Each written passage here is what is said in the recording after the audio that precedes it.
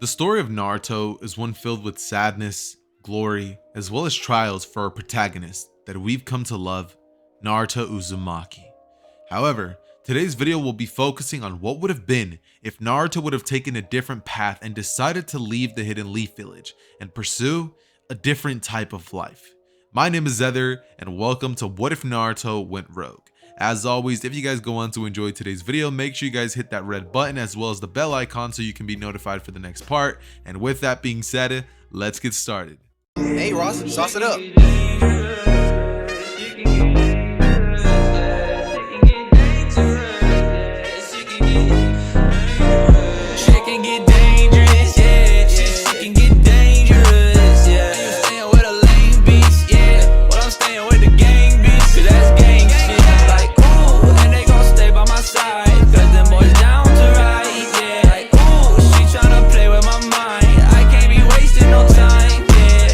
We start a story in the perspective of a young Naruto who is currently out in the village until he finally ends up stumbling across a shop.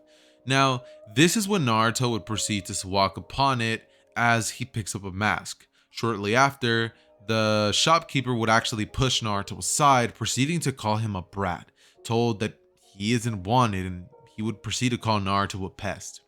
Everybody who was standing around would begin looking at Naruto before muttering to themselves different inaudible things to Naruto. Naruto at this point would look around before saying he wasn't doing anything. He was just looking at the masks, before everyone then gives him that same cold look that he has grown to hate so much.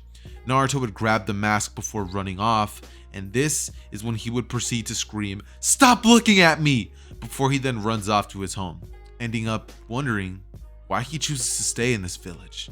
Naruto would contemplate this thought as he would look at this mask, which would kind of symbolize to him the hatred that he holds towards the villagers. Not one of them stood up for him. Not one of them said, "Leave the kid alone, he's just a boy." They all simply looked at him and all proceeded to simply simultaneously agree that he's nothing but a pest to them. They don't even know why he's still around. A lot of them would honestly be happier if Naruto was dead. And in this moment of weakness, of Naruto contemplating these dark thoughts, Naruto would decide to pack his stuff and abandon the Hidden Leaf Village. During the course of the night, Naruto would begin packing his stuff, growing to hate every minute that, he spends in this village more and more, as his thoughts would just begin going through his mind about leaving the village and how much better his life would be if he wasn't there. I'm pretty sure we can all agree that we've all been there as a kid. Whether it be when we got hit by our parents or when we got grounded and told that we weren't allowed to do the things we liked, we've all definitely had these thoughts of, I'm gonna leave the house, I'm gonna go, be by myself. We've all had that thought once or twice. And Naruto at this point would have something very, very similar, however, not exactly quite the same. Naruto genuinely does not like the way that his life is now. And this version of Naruto decides to do something about it. The moment of weakness ends up cultivating in Naruto not being strong enough to handle this for years to come, and ultimately end up with the same story that we have in the original canon. Instead, this would end up altering the entire course of the Naruto story forever. This is when we would then have Naruto under the cover of the night deciding to pack a backpack that has a bunch of essentials as well as a kunai pouch, and also just kind of a canteen full of water that he's actually able to just fill up whenever he needs anything. He would fill his bag up mostly with a bunch of ramen noodles and a couple first aid things that he would need. He also would end up taking the money that Hiruzen would have left them that same day, which would have been used for rent money, and during the cover of night, Naruto runs off into the real world, quickly discovering the hardships of what the real shinobi world is really like. After about 1 week, Naruto would end up running out of food, and honestly, he would have just been wandering in search of a village with a map that he doesn't even know how to properly read. Naruto would have actually ended up taking this from a library, trying to find himself a new home, a new place that he can be accepted in. However, after defeating his last bowl of ramen, he would grow weaker day by day, as currently, he's honestly just been living off of random water that he finds by rivers, and not really knowing how to hunt any other animal other than fish. So what he's really been living off of is berries in the bushes when he's lucky enough to encounter them, as well as catching a couple of fishes anytime that he gets a lucky catch. So Naruto's supply of food is quickly running short, and he's basically just sustaining himself off of nothing but water, discovering how incredibly difficult it is to actually survive in the real world, not knowing how hard this is compared to his, relatively easy life back in Konoha. So, he would be struggling. He would be wandering in the direction that he believes is the right direction that the map is showing him for about 2 more weeks, facing the harshest time that he's ever had to face in his life. This isn't easy by any means. One day, Naruto would end up noticing that the climate would have actually changed quite a bit. It would begin getting more colder the more that he ends up getting closer and closer to this quote-unquote village that he's getting to. However, he's going in the complete opposite direction, and at this point, Naruto would be about 7 years old. And one thing that I forgot to mention is that mask that he stole, that he was given by the shopkeep, he's pretty much keeping it as a memento because Naruto vows to one day return and make those who made him suffer as well. Naruto hates the Hidden Leaf Village, and honestly, he would be happy if he was to find out that one day it would just be destroyed. However, Naruto wishes it could be by him. However, knowing that he's a child, he understands that he doesn't have the power to do anything along these lines quite yet. And so, Naruto would end up wandering into this strange village. When he does arrive here, he would immediately hear stomach growl, before then wandering across to a nearby shop that's actually selling some warm barbecue. So, Naruto would go over towards it, before then using some of his money that he had to purchase some. This is when he would see a young boy like pretty much digging out of a trash can in the back, before he then gets kicked out by the shop owner saying that to get lost and that he's bad for business. Naruto, seeing this, would actually ask for another bowl, before then going to sit next to the kid who had wandered off quite some distance away and sitting right next to him. This is when Naruto would begin kind of stumbling, as he almost drops the food, but the boy would actually catch it before saying that he needs to be more careful with this food. Naruto would say that he used it to buy him food, before Haku would smile, and yes, this is Haku, and proceed to gobble this food down.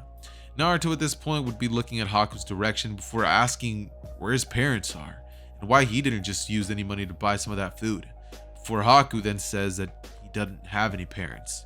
They're dead. Naruto, hearing this, would honestly feel pretty bad and terrible, and decide to buy them both 2 more plates, getting a pretty good fill on that day, because genuinely speaking, Naruto feels kind of bad for this kid, because he himself knows what it's like to feel starved at some points. There were days where Naruto went without food back in Konoha, and now with his trip to that place that he barely just got to, he had gone more than just a couple of days without food. It was actually a lot more of a struggle than Naruto would have ever thought. So they enjoy a meal, before then Haku asks where his parents are, and Naruto would say he doesn't know. They're dead, saying that he ran away from where he used to live at, as Haku would then begin explaining that his parents died because his father killed his mother and he killed his father.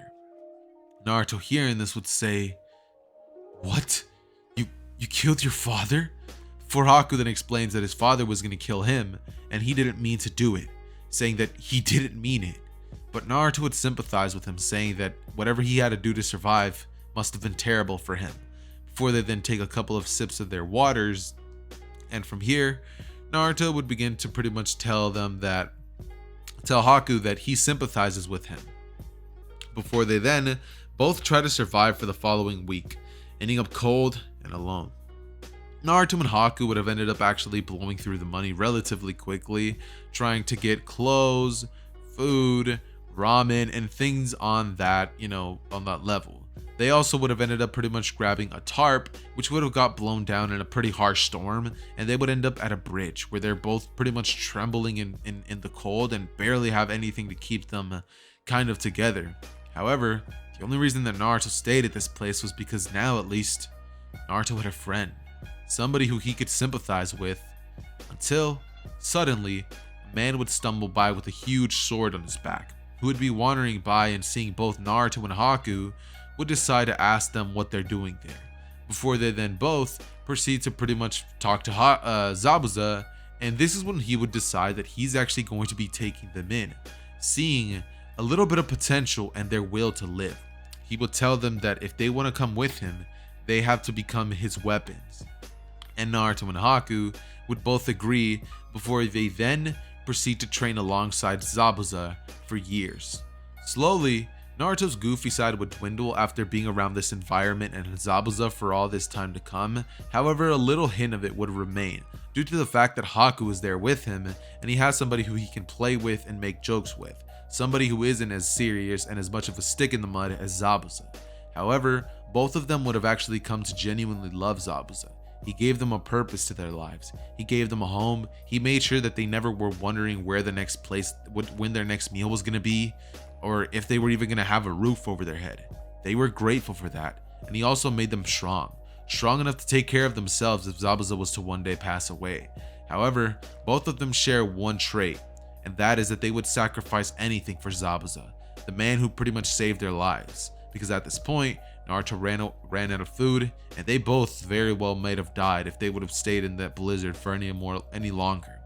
And so, during that time, Naruto would have been forced to take on a new lifestyle, and he would have also picked up on an art known as Kenjutsu, the art of swordsmanship, training with Zabuza, and Haku would have actually ended up honing his skills when it comes to his ice release Keiki Genkai.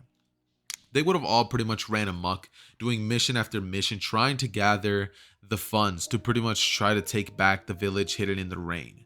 As we all know, it's the village hidden in the blood because of the Mizukage, who makes them all have to pretty much kill each other to prove their worths as genin. That village is a dark, dark place, and Zabuza has been wanting to kind of free it from the tyranny of that Kage. That is what Zabuza was trying to collect all the money for, in case you guys didn't know. How did I find this out? My source is Suikage. I'm not even gonna lie to you guys. I watched the Suikage video not too long ago, and he actually ended up saying something along these lines, so I figured, hey, if Swag says it, it's probably true. But even if it isn't, I'm just gonna be making it so that that's Zabuza's goal, alright? That being said, this is when they all would proceed to pretty much train for years and years to come, and Naruto would grow stronger, learning his basic elemental jutsu, which is wind, learning Kenjutsu and the art of swordsmanship from Zabuza, and Naruto would actually be a dual wielder, meaning that he has two swords in his own fighting style. One that he holds with normal grip and one that he holds in reverse grip, and that he can also just switch. He can do this with both hands, and he's actually really talented when it comes to swordsmanship because Naruto was being trained by Zabuza himself, one of the 7 legendary swordsmen of the mist. And Zabuza is no chump when it comes to the art of swordsmanship. Haku would have grown almost the same in terms of power as he was in the Land of the Waves arc, which is actually genuinely really impressive, if not a little bit more powerful, due to the fact that they both, kind of had each other to try to compete with. That said, Naruto would have ended up learning a plethora of jutsus, and Haku would have as well. Their taijutsu skills would be very, very honed, and when it comes to Haku and Naruto's relationship, they would have that of siblings, as well as, and they would kind of look at Zabuza as kind of like they both understand that they're being used by him, but Naruto kind of looks at Zabuza as a fatherly role figure. He never had something like that in his life, and Haku didn't as well. So regardless of how the love is being given to them or how their affection is being shown to them, they both are grateful for this, because to both of them, this is what love is. They both don't know what that was like. Haku, he has some sort of knowledge on what it is because he had a mother and loving father at one point, but he doesn't even know if that was real, because at the end of the day, things ended up the way that they did. And I know it's kind of cliche to use the fact that Haku had a really sad backstory to the benefit of Naruto, but Naruto had a pretty tragic backstory as well. And both of them kind of look at each other, and they're kind of two sides of the same coin, if that makes sense. The same way as Sasuke and Naruto both had their own, tribulations in the story, Haku and Naruto can both kind of see eye to eye when it comes to this situation. That being said, the unfortunate day of the mission being tasked to assassinate Tazuna would end up unfortunately arriving. So they would be tasked to kill a bridge builder by the name of Tazuna. They would agree, and it's at this moment where we're going to be switching perspectives to the new Team 7. And the only reason that there is going to be a new Team 7 is because we're simply just going to be throwing in some random extra academy kid who luckily got thrown into Team 7, who we're going to be naming Umui. Why are we doing this? Because it's going to be making sense in a little bit of time, trust me. They pretty much have similar events to the OG Team 7. They end up passing because Sasuke offers him food, just like he would have done so to Naruto, and they would have been told by Kakashi that ninjas who abandon their teammates are worse than scum. Following those events, they would then go on 2 weeks worth of bonding missions, quote unquote bonding missions, which ultimately would have resulted in the team not really bonding and kind of just establishing this dynamic of Sasuke's the strongest, Sakura is the fangirl, and the other kid is trying to play catch up when it comes to Sasuke. He's not exactly trying to gain the attention of Sakura because he doesn't have an obsession with her. However, he is trying to gain the attention of Kakashi. Ultimately, the team would be assigned on the mission to go protect the bridge builder, Tazuna. And this is when we will be having the events play out, kind of similar to canon. Tazuna would be taken by the team, and they would eventually encounter the Demon Brothers, who would swiftly be taken out by Kakashi this time around, and Sasuke would not have had a moment to pretty much shine and call the other teammate a scaredy cat, like he would have done so to Naruto in the original, because this Kakashi would have decided to just take them out himself and show the team just how overpowered he truly is. So, that being said, he would then proceed to question Tazuna on the means of why he made this mission higher ranking than it was, and Tazuna would proceed to tell them that it's because he didn't have the means, that his grandson would be so sad if his grandfather was to pass away, essentially trying to guilt trip Team 7, before then unfortunately, Team 7 would decide to continue with the mission. Something that if they do end up living through this situation, they're going to be regretting. And so, we then have it to where Kakashi would finally end up arriving, and as well as the rest of the team, a huge miss would arrive, and Kakashi versus Zabuza would kind of go the same way as it does in canon, ending up with Kakashi being trapped in the water prison jutsu, and the only real difference to the story being that once Team 7 realizes their Jonin sensei is trapped, they would try to create some sort of tactic to get him out. However, Naruto, noticing the symbol on their headbands being from the Hidden Leaf Village, would decide that he was not going to be standing by and letting them, break their Jonin sensei free. And so, when Sasuke and Umui tried this tactic, Naruto would jump in before swiftly catching the kunai, and Umui would de-transform, falling into the water, as Naruto would say that their whole plan is up. Before Naruto and Sasuke then meet eyes, and Sasuke would see, Naruto being like, Naruto? And, Naruto would just look at Sasuke with this look of, I don't care if I once knew you, you're gonna die because you're part of the Hidden Leaf Village. Before Naruto then quickly rushes in at Sasuke's direction and punches Sasuke, sending Sasuke flying back. Sasuke would stand back up before then weaving hand signs for a fire style jutsu, and Naruto and Sasuke would get into a battle which would be extremely brief. Naruto, seeing this attack coming at his direction, would use his substitution jutsu, appearing right behind Sasuke, before saying that he always was jealous of him and his good looks, before he then cuts off a bunch of Sasuke's hair, leaving Sasuke to look really ugly. And Sasuke, being seen by Sakura, she would then proceed to faint as soon as she sees this. Haku would then appear behind Tazuna before swiftly proceeding to just cut Tazuna's neck. Tazuna would be killed in this version of events, and at this point Sakura would be knocked out, and Umui would simply be drowning in the water, as Kakashi eventually runs out of air and he proceeds to die to the water prison jutsu. This version of Kakashi, he gets killed because of the change of Naruto being on the squad with Zabuza. He was unable to contain his rage for the Hidden Leaf Shinobi, and so he jumped in to do something about it, killing Sasuke. Promptly after Sasuke realized the state he was in, Naruto would have blitzed at Sasuke's direction and would have tried his best to fend off Naruto. However, Naruto wasn't quite like Haku in the way that Haku holds back, because he's not afraid of, because he doesn't enjoy killing people. Haku never enjoyed it, and Naruto doesn't either. However, the only difference is that Naruto has a reason. He does not like the Hidden Leaf Village, and so when it comes to this, Naruto holds no remorse. He would quickly kill Sasuke in cold blood before then going towards the direction of Sakura and stabbing her, before then taking it out and swinging his sword in the air, cleaning all the blood off of it, before he then turns towards the direction of Haku and says that mission was complete. Zabuza would then proceed to weave a couple of hand signs before he then pretty much just leaves everybody who was part of that mission on the ground to die. Like, they're all just left there. They're dead.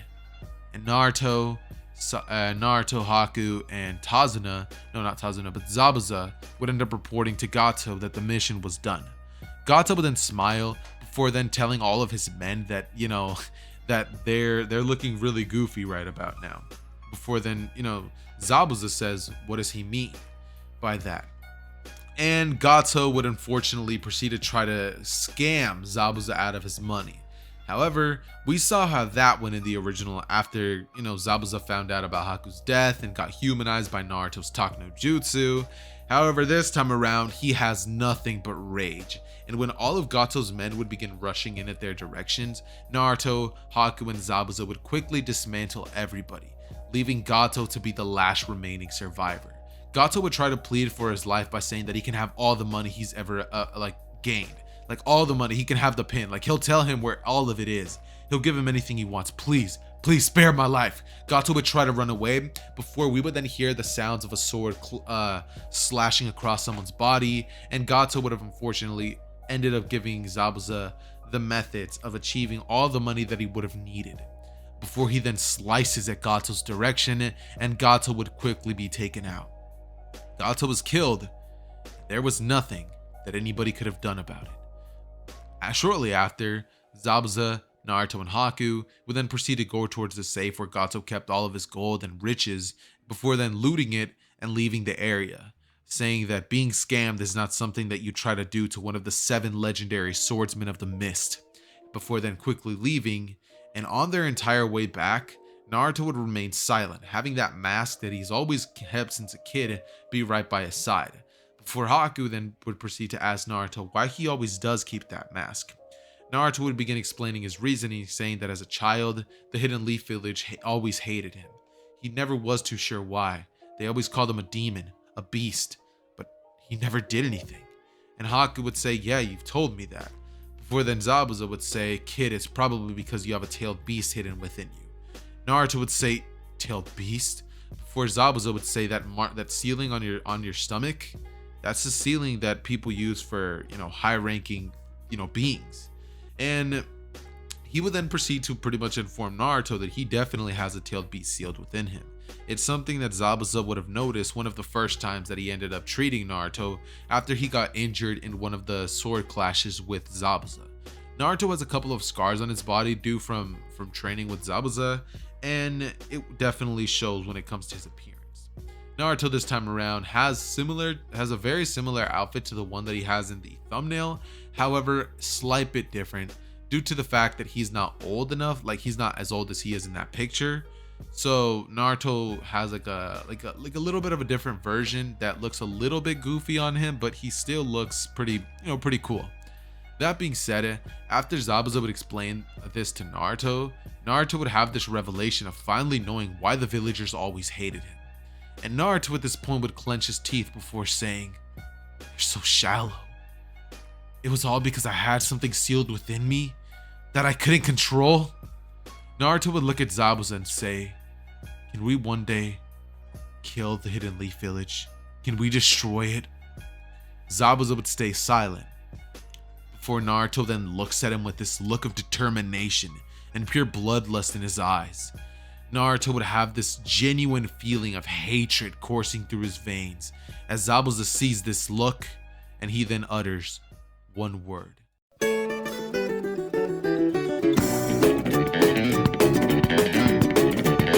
Like for part 2.